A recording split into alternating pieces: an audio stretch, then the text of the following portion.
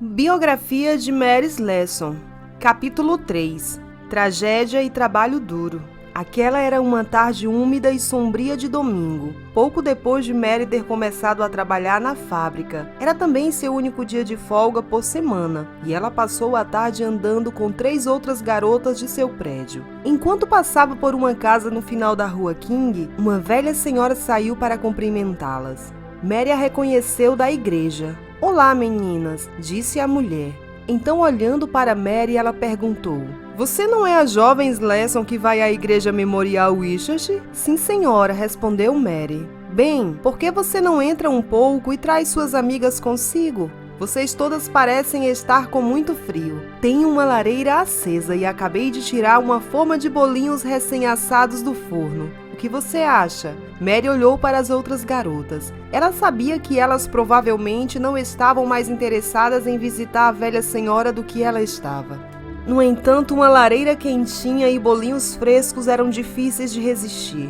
"Bem, nós podemos entrar, mas só um pouquinho." Mary finalmente concordou. "Minha mãe está me esperando em casa em breve." Um fogo brilhante e quente crepitava na lareira e as 4 garotas logo estavam amontoadas à volta dele, comendo bolinho e bebendo chá quente e doce. A senhora idosa perguntou a Mary o que ela havia aprendido na escola dominical naquela manhã, e Mary disse a ela. Então a senhora se abaixou e atiçou o fogo com um graveto.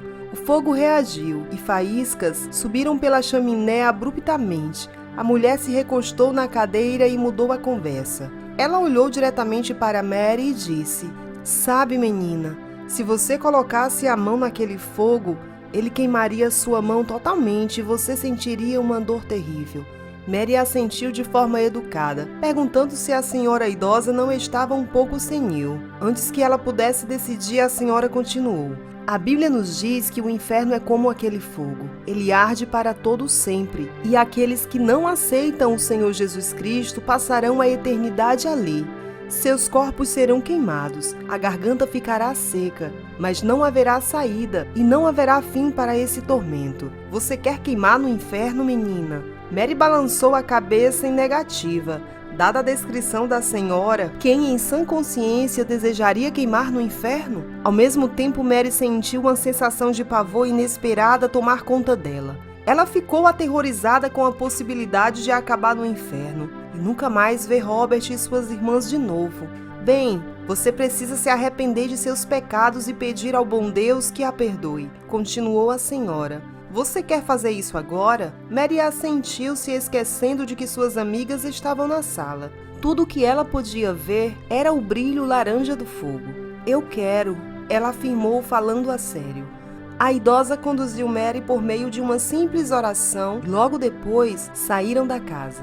Enquanto caminhavam de volta para o seu prédio, todas estavam muito envergonhadas para mencionar o que a velha senhora havia dito. Para sua surpresa, deitada na cama naquela noite, Mary sentiu-se mais tranquila do que jamais conseguia se lembrar antes, fora o pensamento do inferno que a convencera a orar, e agora ela não tinha mais medo de acabar naquele lugar. No entanto, ela sentia outra coisa também, a sensação maravilhosa de que Deus estava cuidando dela e que de alguma forma as coisas dariam certo.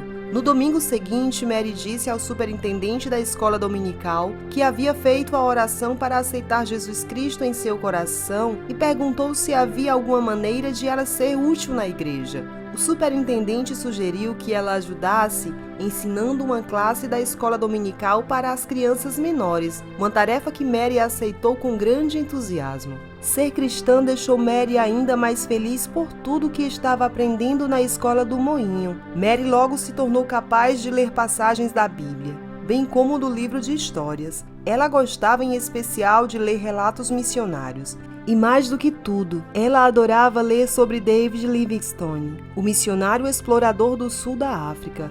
Quanto mais lia sobre Livingstone, mais ela se identificava com ele. Eles tinham muito em comum. David Livingstone era da Escócia, o segundo filho de uma família com 7 filhos, e como Mary trabalhara nas fábricas de algodão quando menino. No entanto, também havia algumas diferenças grandes. David Livingstone era um homem, e os homens levavam a vida de forma muito mais aventureira do que as mulheres. Ele era uma pessoa brilhante que havia estudado e se tornado médico para ter uma habilidade prática para oferecer aos nativos da África. Mary não tinha habilidade nenhuma que alguém pudesse precisar. É verdade que ela podia amarrar fios em uma máquina de tecer. No entanto, essa era uma habilidade que provavelmente não seria útil no campo missionário. Mary soltou um suspiro enquanto lia sobre David Livingstone. Suas vidas podiam ter começado da mesma forma, mas, no entanto, ela nunca seria capaz de fazer e realizar os mesmos feitos que ele. Mary era uma mulher, e as mulheres não faziam essas coisas.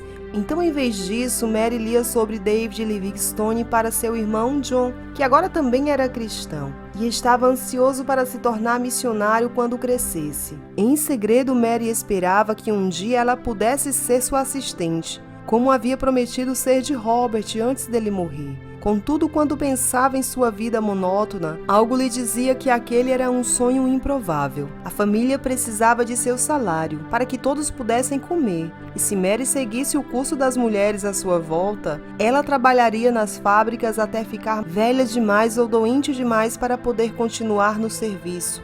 Quando Mary completou 14 anos, foi autorizada a operar um tear. Ela agora estava muito velha para ir para a escola do moinho, para as aulas de meio período. Contudo, ela frequentava as aulas noturnas. Isso significava que ela trabalhava das 6 da manhã às 6 da tarde e depois ia à escola por 2 horas antes de voltar para casa. A professora da escola noturna era impaciente e dispunha de pouco tempo para seus alunos cansados.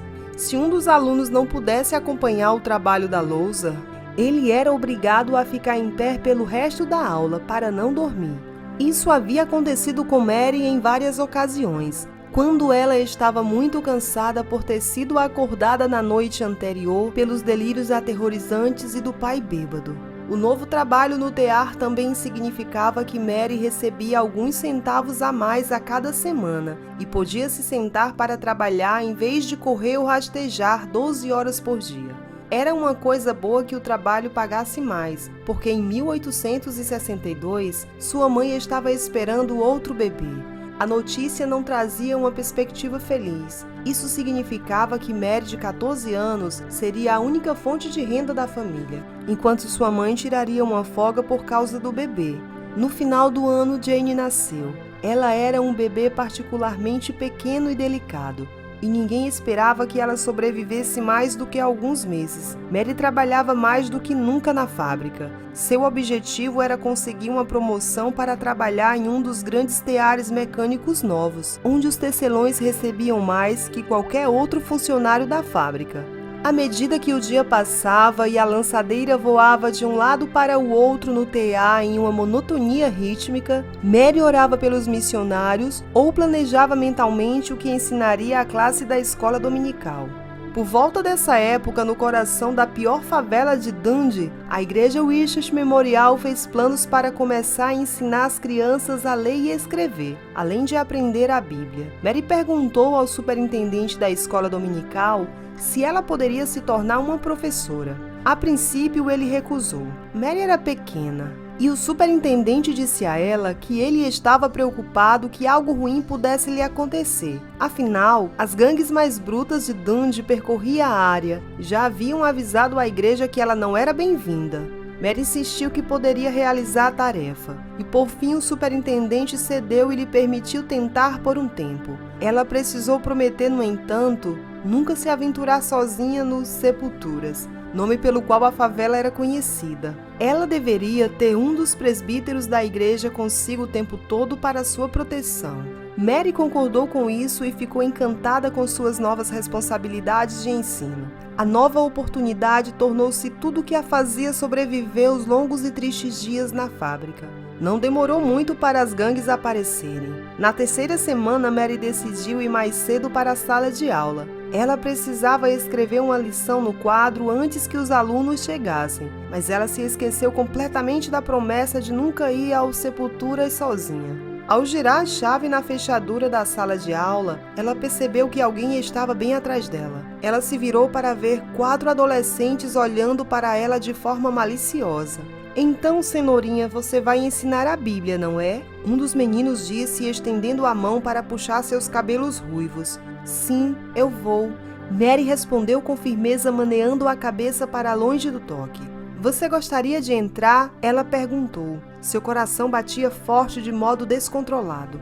O menino maior riu. Não, mas gostaríamos de nos divertir um pouco com você. Segure os braços dela, rapazes, ele mandou. 2 dos outros meninos agarraram os braços de Mary e, embora ela lutasse, não conseguia escapar de seu aperto forte. Agora vamos ver se você gosta disso, disse o líder dos meninos, tirando uma cordinha do bolso. Amarrado na ponta da corda havia um pedaço de metal pesado, com bordas afiadas como uma navalha. Diga-me que você irá para casa e esquecerá essa tolice, e eu deixarei você ir. Caso contrário, veremos o quão corajosa você realmente é. Mary olhou para o pedaço de metal e depois para o menino. Seus olhos azuis se arregalaram com medo. Pode fazer o que quiser comigo, no entanto, você não vai me fazer desistir de dar o ensino bíblico, disse ela, esperando para ver o que iria acontecer a seguir. O líder dos meninos segurou a corda acima da cabeça de Mary e balançou o pedaço de metal afiado para frente e para trás, deixando-o chegar mais perto do rosto de Mary a cada balanço. Você já está pronta para desistir? Provocou o menino à sua esquerda. Mary não disse uma palavra. O metal estava apenas distante uns poucos centímetros de sua testa agora. Mais alguns golpes e ela seria atingida. É assim que os chineses torturam o povo, incitou o terceiro garoto enquanto o pedaço de metal fazia um corte na testa de Mary. O sangue escorria por seu rosto, mas Mary manteve os olhos bem abertos e olhava diretamente para seu algoz. De repente, o menino parou de balançar o pedaço de metal. Isso é suficiente, disse ele rapidamente, e depois acrescentou. Ela é durona, rapazes. Os outros meninos soltaram os braços de Mary. Mary pegou os lenços no bolso e apertou-o contra o ferimento. Agora que você já se divertiu, você não quer entrar e ver do que se trata? Mary convidou com um sorriso. Se foi porque ela estava falando com eles em vez de gritando de medo, Mary não sabia, mas qualquer que fosse o motivo, os meninos a seguiram tranquilamente para dentro da sala. Logo se juntaram a eles cerca de 20 outras crianças e adolescentes, e antes que o dia terminasse, o menino que atormentou Mary com um pedaço de metal se tornou cristão. Mary costumava sorrir quando lembrava do incidente. Ela não era a pessoa mais corajosa do mundo. No entanto, os valentões que estavam esperando por ela na porta naquele dia lhe ensinaram uma coisa.